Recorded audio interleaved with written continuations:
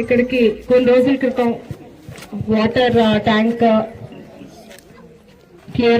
Cleaning programme రోజు వస్తే ఇక్కడ ఉన్న ప్రాబ్లమ్స్ అన్ని నా దృష్టికి తీసుకురావడం. సో గత 5 years ఎంతో ఆర్థిక విధ్వంసం ఉంది, అయినా కూడా చంద్రబాబు నాయుడు గారు ప్రతి వర్గాన్ని ముందుకు తీసుకెళ్లాలి, ప్రతి రంగాల్లోనూ అభివృద్ధి చేయాలి అని, అట్లాగే ప్రతి నియోజకవర్గానికి కూడా అన్ని విధాలుగా నిధులు సమకూరుస్తూ మన రాష్ట్రాన్ని డెవలప్ చేయడానికి ఎంతో కష్టపడుతున్నారు.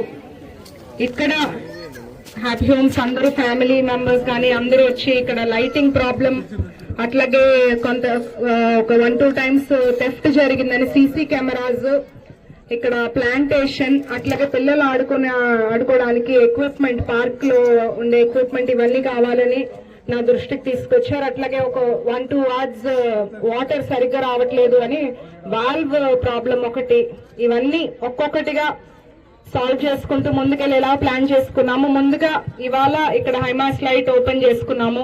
నెక్స్ట్ నేను ఇచ్చిన మాట ప్రకారం మిగతావన్నీ కూడా కంప్లీట్ చేసి మళ్ళీ ఇక్కడ మనం అందరం కలుసుకున్నాము.